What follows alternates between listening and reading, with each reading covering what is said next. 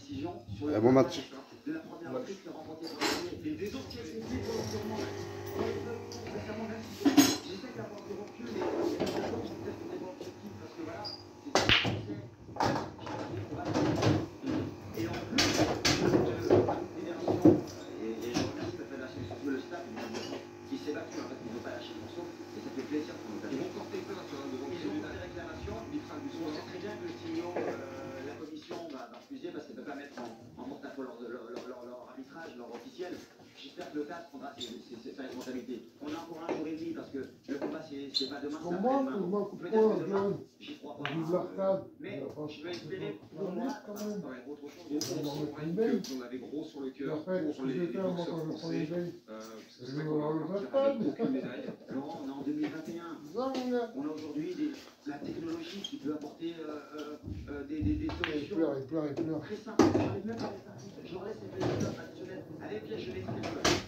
Mais on peut s'appuyer sur des grands collectifs aujourd'hui. On est capable de mesurer la vitesse, la puissance, si c'est du direct, des crochets, des hypercutes. Je ne sais pas si ça devra prendre le dessus. Mais on a un super, on peut mettre un superviseur. Si à un moment donné on voit que les juges sont incohérents, on peut revenir sur cette tablette, de regarder des statistiques, de convoquer les juges et de leur dire, messieurs, disent différemment. On peut revenir, on peut perdre une seconde, on peut perdre une minute pour une décision aussi importante que les Jeux Olympiques. Ces garçons, ils étaient mis, on se travaille pendant 4 ou 5 ans, durement. Certains sont pas professionnels, juste pour avoir l'opportunité de faire une médaille olympique. Vous savez ce que ça change une médaille olympique pour un boxeur? Ça change tout. Une reconnaissance, des courses à la hauteur, un plan de carrière. Là, Sofiane, par exemple, alors certes, il a été touché, mais même là, la décision n'est pas juste. Je vous donne un autre exemple. Juste un peu de bienveillance. Sofiane est touché, je ne reviens pas dessus. Mon pouvoir, la jambe arrière, un smurf, il est pompier. L'arbitre, il est olympique, il a de l'expérience, c'est pas un enfant, c'est un mec qui connaît parfaitement son métier. Je peux comprendre qu'on veut préserver l'intégrité des athlètes. Il peut être très proche du boxeur, de voir comment ça réagit au premier coup de poing. S'il voit tout de suite attend, il intervient, et on est le premier à dire, bravo monsieur l'arbitre, ça c'est des responsables. C'est pas du tout ça, ils ont fait l'inverse de tout ce qu'il fallait faire. Merci Brahim pour ce coup de gueule. Merci, je ne sais pas. Ouais. Non mais il fallait le dire. Il fallait le dire. On a passé une semaine horrible. Ouais. Bah je sais bien. Surtout les athlètes et le staff. Alors en revanche, on a une bonne nouvelle au volleyball. Benoît Durand, Hubert Hainaut, la France est qualifiée pour les quarts de finale et c'est une première historique. C'est un moment important pour le volley français. Hein.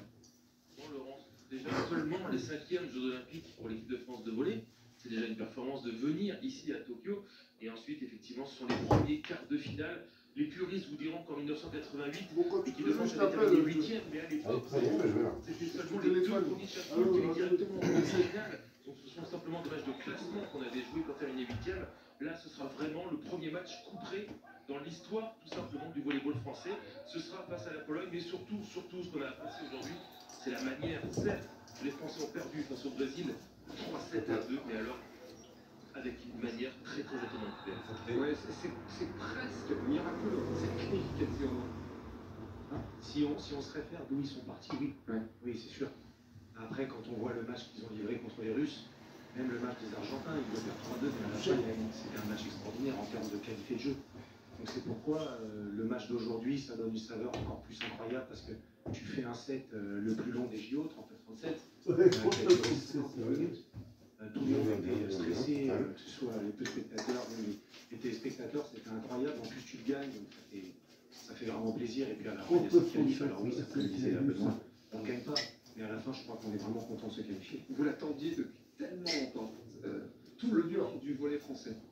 Bah oui, bien évidemment, parce qu'à la fin, on n'a pas toujours cette certitude d'aller au jeu. Et donc forcément, quand on y va, on a envie de faire quelque chose. Et quand on n'y arrive pas, on se dit, on n'est pas sûr d'y aller aux prochaines Olympiades. Donc là, le fait de se qualifier, j'espère que ça va ouvrir quelque chose. J'espère que ça va faire du bien aussi au volley français.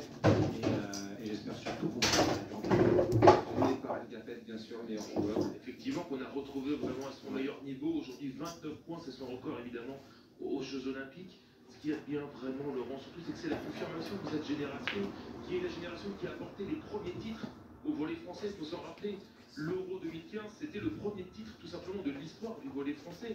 Ce sont ces joueurs-là ils sont toujours là. Il y a 6 joueurs sur 12 qui étaient déjà à Rio, qui ont remporté l'Euro justement en 2015, qui ont remporté 2 ligues mondiales.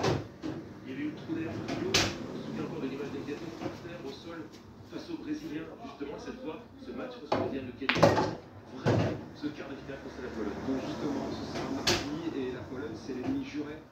Je crois que la France, ils ont pas mal d'ennemis jurés. Mais c'est vrai que, parce qu'on peut aussi parler des Italiens, ils sont pas mal dans ce genre-là. Mais en fait, la Pologne, c'était surtout les. Mais reste devant, ça pue. Maintenant, encore une fois, je pense qu'ils vont compasser. Maintenant, je sais pas. Tente un truc compliqué, je t'ai déjà expliqué ça. Tente un truc compliqué alors que t'as des vies pour te replacer. Où la France a gagné. Donc, en tout cas, je peux vous dire que ça va être un gros match. Merci messieurs, on sera là évidemment.